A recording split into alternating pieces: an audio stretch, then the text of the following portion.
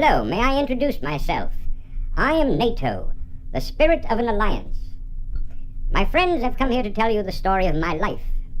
My name, I repeat, is NATO, N-A-T-O, standing for North Atlantic Treaty Organization.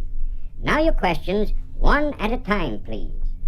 Would you mind sitting down, sir? You're getting in the way of the screen. Who are you? Just one of the 450 million people paying for you and your good old treaty? And there are one or two things I want to get straight for a start. For instance, who's in your alliance and why? I'll tell you.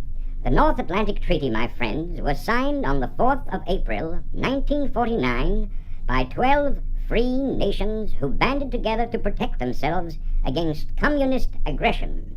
12 free nations: Belgium, Canada, Denmark, France, Iceland, Italy, Luxembourg, the Netherlands, Norway, Portugal, the United Kingdom, and the United States of America. In 1952, two more joined the family, Greece and Turkey. Then we were 14. And in 1955, in came the Federal Republic of Germany. So we're now a partnership, a brotherhood of 15 free and equal nations. In fact, I could say without fear of contradiction, we represent the greatest alliance for peace the world has ever known. Well, I'll contradict you for a start, brother. I'm sick of death of all alliances. Why don't you leave us in peace? If I get caught in a storm, that's my problem. Of course it's your problem, but what's wrong with putting up an umbrella? Surely you don't want to get soaked to the skin. Had there been an alliance of this kind in 1939, there would most probably have been no Second World War. Winston Churchill called it the unnecessary war. Let's try and learn something from history. Look what happened at the end of it. These peoples wanted peace and freedom, didn't they? But they stood alone. And where are they now? Gobbled up, all of them. Lithuania, Estonia, Latvia, East Poland, parts of Finland, and East Prussia. Individually, they were helpless. Collectively, it might have been quite a different story. Even that wasn't enough. Next came the suppression of another group of free countries: Albania, Bulgaria, Hungary, Poland, Romania, and East Germany. A further 90 million souls were then shoved behind bars by the communists. All other political parties were dissolved, and their leaders liquidated. Then in March 1948 came the turn of Czechoslovakia.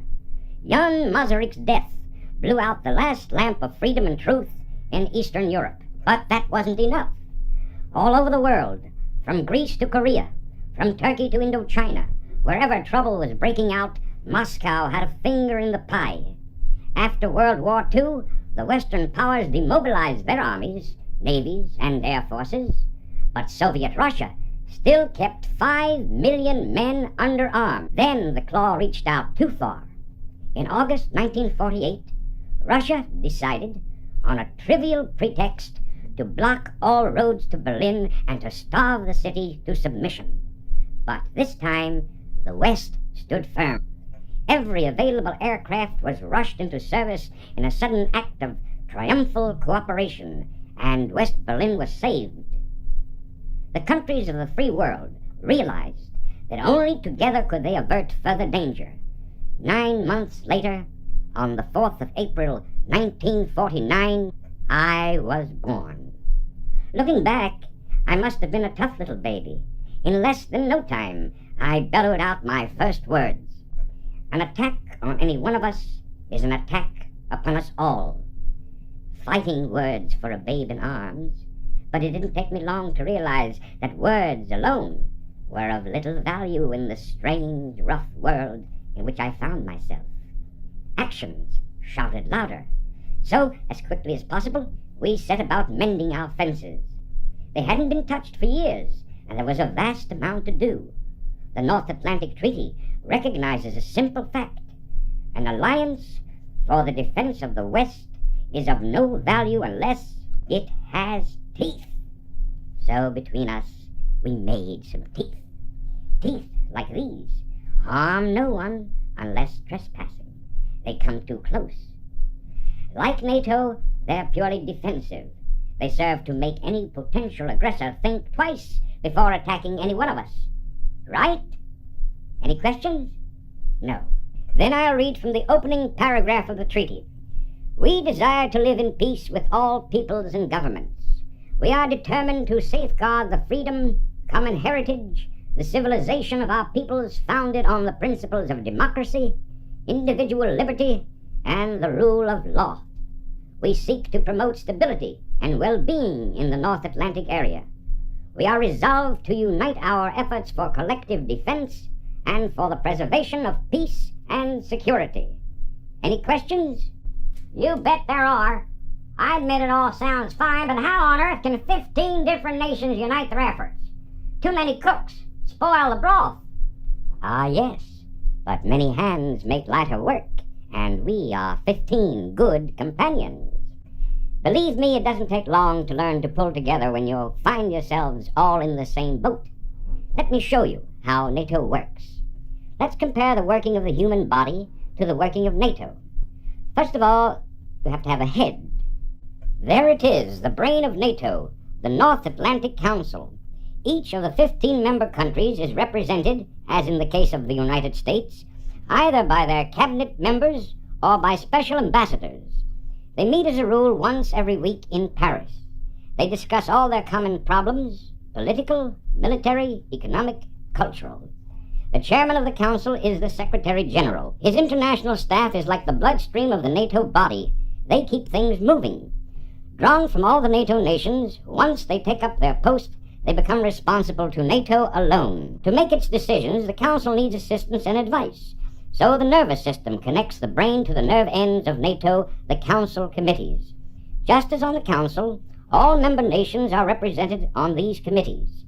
They study all sorts of specialized questions, from politics to pipelines, from production to cultural relations, from economics to civil defense. And now we come to my bulging muscles, the NATO Military Committee, composed of the chiefs of staff of the member nations or their representatives.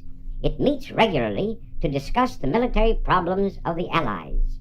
Iceland is represented by a civilian, as she has no military forces. Under the Council, this committee is the highest military authority in NATO. The group of three in the forearm is the standing group in which France, the United Kingdom, and the United States are represented. Like the military committee, it sits in Washington and is responsible for day-to-day directives to NATO commanders. At my fingertips are the NATO commands. The European commander, with headquarters near Paris. SHAPE covers the whole area from the North Cape to North Africa and Turkey. The Atlantic commander, SACLANT, is responsible for the defense of the sea lanes between America and Europe, with headquarters in Norfolk, Virginia. That's the first peacetime international military command ever to have its headquarters in the United States. Two channel commanders are in charge of the defense of the channel. My thumb points to the Canada, United States Regional Planning Group, which works out plans for the defense of the North American continent. And mark my word, together they pack a pretty hefty punch. I noticed you haven't used the heart in your diagram. Haven't got a heart, I suppose. It's like all these setups, paperwork, planning, a nice little intellectual exercise for y'all. All head and no heart. No, my friend, I haven't used the heart. And why not? Because you are the heart of NATO. You, and you, and you next to him. All of you. This is not something imposed on us by a dictator. It's something we're making work for ourselves. Its success depends not on what they do, on whether or not you put your hearts into it. And what am I supposed to put my heart into? You tell me what you've done, first of all. Well, let's just take 3 of our many achievements. First of all, we built up our defenses and our integrated command system. Here you see one of our NATO commands at work. British, French, American, German, Dutch soldiers work together just as well as with their national colleagues. Since NATO began, our armed forces have grown from 4 to 5 times stronger. But These men need all sorts of things if they are to operate efficiently. Communication systems, airfields, and so on. We call these fixed installations the infrastructure. Here in this field of infrastructure, NATO scored another success. When I was a boy, as you see from this map, I had hardly any airfields to my name, less than 20 in 1950 for the whole of our defense system. But now, look at them. Today there are more than 150 of them. All these airfields reconstructed together under a common international plan. Each country paid its share no matter where the airfield was to be built. This is a photograph of a North Atlantic Council in session, and though you might not guess it, a quiet revolution is taking place. For the days of the old secret diplomacy evolved behind locked doors are gone. Here, in free discussion, representatives of the 15 different nations consult with one another on their major foreign policy decisions together. Well, you haven't wasted much time. You built up your integrated forces, you established your 150 airfields, you laid your thousands of miles of landlines and submarine cables and fuel pipelines, and you're also coordinating your foreign policy. That's fine. But what I want to know is, what are you defending? You, my friend, and you're right to get up and make a nuisance of yourself. You don't know how lucky you are. You come in here and shout your head off and no one minds. But there are places not far from here, as the jet bomber flies, where you'd soon find yourself saying your last words. It is the cause of Western civilization itself we are defending, the respect of the individual, human dignity, freedom and justice for all, the right to perfect our way of life and to crown it with the final cries of quiet conscience. It's not enough just to teach our soldiers to fight side by side if we are attacked. We must also teach ourselves to live side by side. In NATO, we not only coordinate our defense, we're also learning to coordinate our policies. We must strike up together like members of an orchestra. Only if we keep our policies in tune can we live in harmony. Only if we avoid ear-splitting discords in our respective economies can we serenade peace and live in prosperity. It's a waste of time to join an orchestra when the only tune you're prepared to play is your own national music.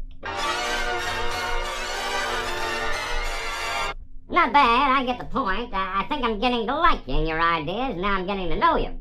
But just one more question. Has all your hard work had any effect so far? Well, first of all, peace has been preserved. The fearful Third World War has not broken out. This was and is the primary purpose of the North Atlantic Treaty. Our defenses are in order. If attacked, the alliance can strike back, and the Russians know this. Soviet expansion westwards has been stopped. Not a square inch of territory in Europe has fallen under Soviet domination since the treaty was signed. The national economies of the member countries are on the whole stronger today than when the treaty was signed, despite the vast amount of money and human effort that has been devoted to defense. So, there it is. I told you how all this began, what I'm trying to do, and how I'm trying to do it, but this is only the beginning. I'm setting up signposts for the long, hard road that lies ahead. There still remains a lot to be done. Will you do your best to see that my story, like all good stories, has a happy ending?